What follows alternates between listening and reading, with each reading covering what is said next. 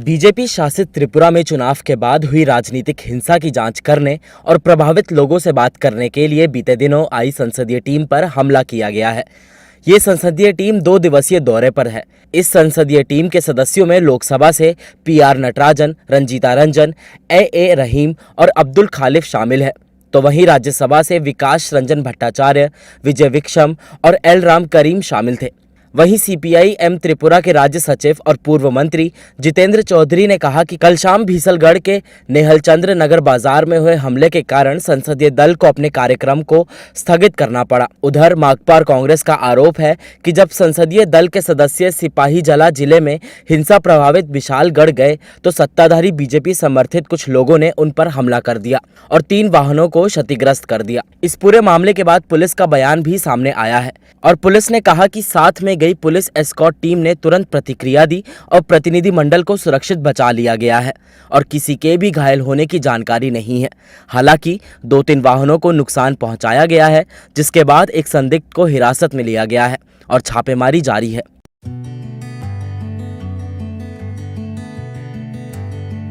कर्नाटक विधानसभा चुनाव 2023 से पहले कांग्रेस को भारी नुकसान पहुंचा है। दरअसल कर्नाटक में कांग्रेस के कार्यकारी अध्यक्ष R ध्रुव नारायण का 61 साल में निधन हो गया। KPCC के कार्यकारी अध्यक्ष R ध्रुव नारायण का मैसूर में दिल का दौरा पड़ने से निधन हुआ। इसकी पुष्टि DRMS अस्पताल के डॉक्टर्स ने की। R ध्रुव नारायण के निधन पर पूरा देश गमगीन है। कांग्रेस के साथ साथ कई दलों ने उन्हें याद किया। कर्नाटक के मुख्यमंत्री बसवराज बोम्मई ने कहा कि वे ध्रुव नारायण की मृत्यु से दुखी हैं।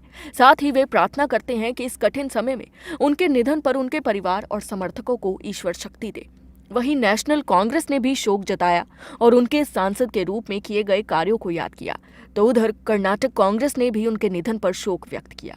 कर्नाटक कांग्रेस की तरफ से ट्वीट किया गया। प्रदेश कांग्रेस के वरिष्ठ नेता, पूर्व सांसद और KPCC के कार्यकारी अध्यक्ष ध्रुव नारायण का दिल का दौरा पड़ने से निधन हो गया, जो कांग्रेस पार्टी के लिए अपूरणीय क्षति है। मृतक की आत्मा को शांति मिले, उनके परिवार को इस दुख को सहन करने की शक्ति मिले। साल 1983 में ध्रुव नारायण ने कांग्रेस ज्वाइन की थी और 1986 में NSUI की बेंगलुरु इकाई के अध्यक्ष के रूप में काम किया था। इसके अलावा वे 2 बार चामराजनगर से सांसद भी रह चुके हैं। वे कांग्रेस के विधायक के रूप में कोल्लिगल और सेंट मराली विधानसभा सीट जीतकर विधायक भी रह चुके हैं।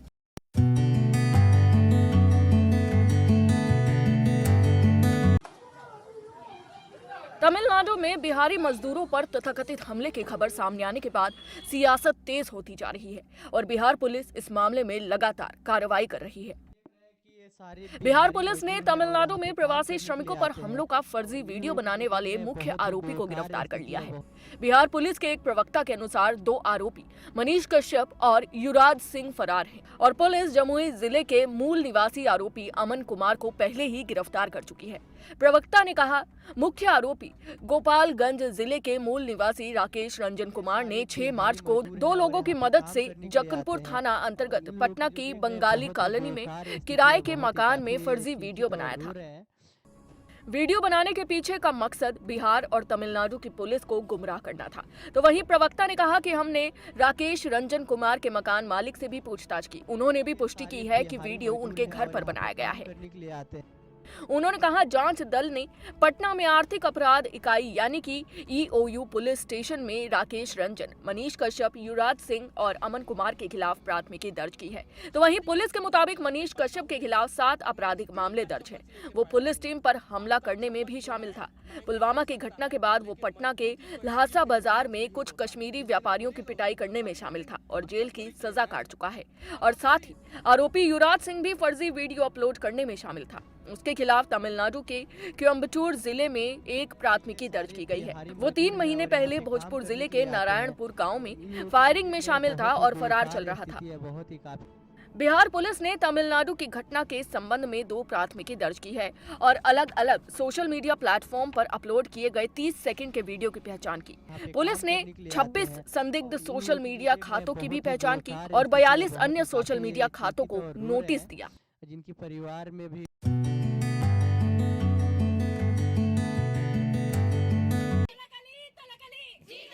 महंगाई भत्ते यानी डीए में बढ़ोतरी की मांग को लेकर पश्चिम बंगाल सरकार के कर्मचारियों के कुछ संगठनों ने दिन भर हड़ताल की और प्रदर्शनकारियों ने राज्य सरकार के कार्यालयों और शैक्षणिक संस्थानों के गेट पर धरना दिया।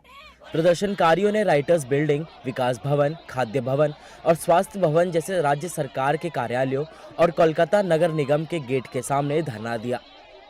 इसी तरह के दृश्य जिला मुख्यालय, प्रखंड विकास कार्यालयों और नगर पालिकाओं और पंचायतों में भी देखने को मिला। वहीं प्रदर्शनकारियों को मार्क्सवादी कम्युनिस्ट पार्टी यानी कि माकपा का समर्थन मिला है और माकपा के कर्मचारी ने कहा कि एक के बाद एक नोटिस जारी करने के बजाय इस सरकार को राज्य कर्मचारियों के डीए में बढ़ोतरी करने और इसे बाकी राज्यों और केंद्र के कर्मचारियों के बराबर लाने की दिशा में काम करना चाहिए। दूसरी ओर डीए बढ़ाने की मांग में आंदोलन का नेतृत्व करने वाले मुख्य मंच ने गणनाएं सामने रखी हैं और दिखाया कि राज्य सरकार के कर्मचारी इससे कैसे पीड़ित हैं। इस गणना के अनुसार 18,000 रुपये हर महीने के मूल प्रवेश स्तर के वेतन और 19,000 रुपये हर महीने के ग्रेड पे वाले कर्मचारियों को केंद्रीय डीए के अनुसार 6,840 रुपये हर महीने डीए के रूप में मिलना चाहिए था। हालांकि पश्चिम बंगाल ने उन्हें हर महीने सिर्फ 1,080 रुपये दिए हैं। इसका मतलब है कि एक महीने में उन्हें 5,760 रुपये के भुगतान से वंचित किया जा रहा है और अगर एक साल की बात करें तो ये राशि 69,120 रुपये बनती है। तो वहीं पश्चिम बंगाल के मुख्यमंत्री ममता बनर्जी ने ये पहले ही साफ कर दिया है कि राज्य सरकार के पास कर्मचारियों को ज़्यादा पैसे देने के लिए फंड नहीं है। उन्होंने कहा कि अगर प्रदर्शन करने वाले कर्मचारी उनका सिर भी काट दें तब भी सरकार उन्हें ज़्यादा डीए नहीं दे सकती।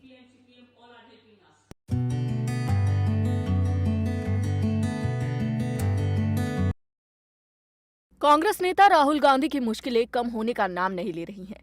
बीजेपी सांसद निशिकांत दुबे ने लोकसभा विशेष अधिकार समिति के सामने कांग्रेस नेता राहुल गांधी की लोकसभा सदस्यता खत्म करने की मांग की है।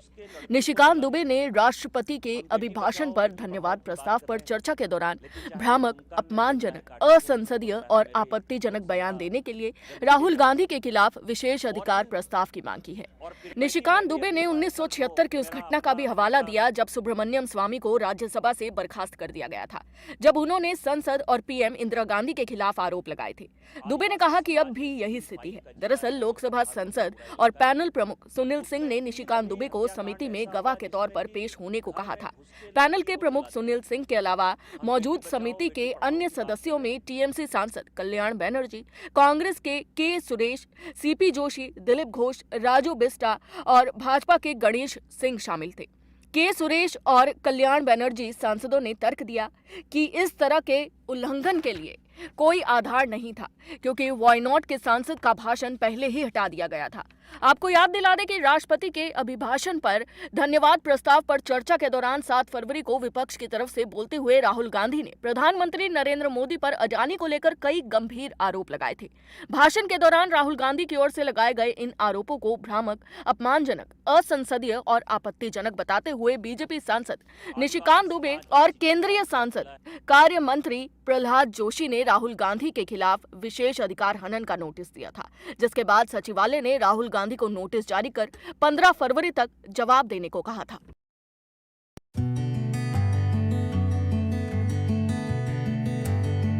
ब्रिटिश संसद के अंदर कांग्रेस नेता राहुल गांधी के बयान के बाद सियासत तेज हो गई है। इस वक्त हमारे साथ मौजूद है भरतपुर राज परिवार से अनिरुद्ध सिंह, खास बातचीत करते हैं। अनिरुद्ध जी, आपने राहुल गांधी को एंटी नेशनल कहा है, ऐसा क्यों?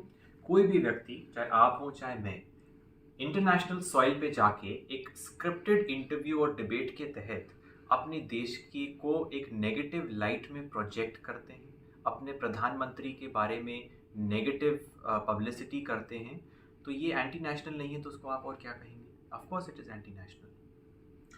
आपके पिता राजस्थान में मंत्री हैं, कांग्रेस सरकार के मंत्री हैं, उसके बावजूद आप इस तरह के सवाल राहुल गांधी पे उठा रहे हैं। इस पर आप पर भी कई सवाल उठ रहे हैं। नहीं, इसमें मेरे ऊपर कोई सवाल नहीं उठना चाहिए, ना किसी और के ऊपर उठना चाहिए, क्योंकि मैंने मीडिया से बहुत बार कहा है और ये बात कॉमन नॉलेज है राजस्थान में, कि उनके पॉलिटिकल व्यूज़ और मेरे पॉलिटिकल व्यूज़ दो अलग अलग डायरेक्शंस में हैं। तो ऑब्वियसली बात है कि जब पार्टी लाइंस की बात आएगी, पॉलिटिकल थॉट्स की बात आएगी, तो we will be divergent. There is nothing wrong in that. आप हर मंच पर अपने भारत जोड़ो यात्रा पे भी सवाल उठाए हैं। करेक्ट। भारत तोड़ो यात्रा जी। भारत तोड़ो क्यों? भारत तोड़ो इसलिए है क्योंकि 3 महीने आपने नौटंकी करी कन्याकुमारी से कश्मीर तक की यात्रा करने के लिए। पब्लिक को कितना इनकन्वीनियंस हुआ, और जिस भारत को जोड़ने की आप नौटंकी कर रहे हैं, पैराडॉक्सिकली आप अब्रॉड जाके उसी भारत के बारे में नेगेटिव बात कर रहे हैं। तो ये भारत तोड़ने वाली बात हो गई कि नहीं हुई है? अनिरुद्ध, आप हिंदू राष्ट्र की बात कैसे कर रहे हैं? मैं अक्सर देखता रहता हूँ आपके Twitter देखिए, हिंदू राष्ट्र की जो बात है, मैं उस पर बिल्कुल अडिग हूँ। हिंदू राष्ट्र की एक बड़ी सिंपल चीज़ है कि on a majority view we are uniting India to make it an economic super power. उसमें माइनॉरिटीज आर नॉट इनसिक्योर। मैं मिडिल ईस्ट में रहा हूँ जो इस्लामिक रिपब्लिक्स हैं, बट एज ए हिंदू मुझे तो वहाँ कोई कष्ट नहीं हुआ, मुझे एक सेकंड को वहाँ डर नहीं लगा। बल्कि यहाँ डर लगता है कि कांग्रेस वाले अगले दिन क्या करेंगे आगे, अगर आपने राहुल गांधी के खिलाफ कुछ बोल दिया तो। मुझे बीजेपी के कार्यकर्ताओं से बिल्कुल डर नहीं लगता है, क्योंकि अगर कभी मैं कोई भी टिप्पणी बीजेपी पे कर भी दूं तो वो बड़े पॉजिटिव फीडबैक में, उस पार्टी की आदत है कि वो हर चीज़ बड़े पॉजिटिवली लेती है। लेकिन हिंदू राष्ट्र का मतलब वो ये थोड़ी है कि हम लोग माइनॉरिटीज़ के अगेंस्ट हैं। Minorities are an integral part of the diversity and the culture of India. इनको साथ लेके ही चलना है और हर किसी को लेके चलना ही चाहिए। लेकिन एक अगर मेजॉरिटी व्यू को लेके हम लोग देश को यूनाइट कर रहे हैं तो उसमें क्या बुरी बात है? प्रधानमंत्री नरेंद्र मोदी के बारे में आपके विचार ट्विटर पे पढ़ता रहता हूँ जी। मोदी के बारे में और संघ के बारे में आपके क्या विचार हैं? वेल, संघ तो बहुत ही संघ की वजह से तो कई चीज़ें आज इस देश में मुमकिन हुई हैं। संघ के जो कार्यकर्ता हैं उनको हम लोग अनसंग हीरोज बोलते हैं इंग्लिश में, जैसे कि कभी सामने नहीं आते लेकिन देश के लिए काम करते रहते हैं। अपनी पर्सनल लाइफ को बिल्कुल उन्होंने भूल गए वो लोग। ऐसे कार्यकर्ता हैं, मैं उनको नमन करता हूँ। और प्राइम मिनिस्टर मोदी के लिए तो मैं क्या कहूँ, पूरी दुनिया कहती है कि ऐसा प्रधानमंत्री अभी तक तो भारत को मिला नहीं और शायद आगे भी नहीं मिलेगा। मैं उनकी तो दीर्घायु की कामना करता हूँ और ये कहता हूँ कि वो प्राइम मिनिस्टर अगले 20 साल 25 साल तक मोदी जी बने रहे प्रधानमंत्री।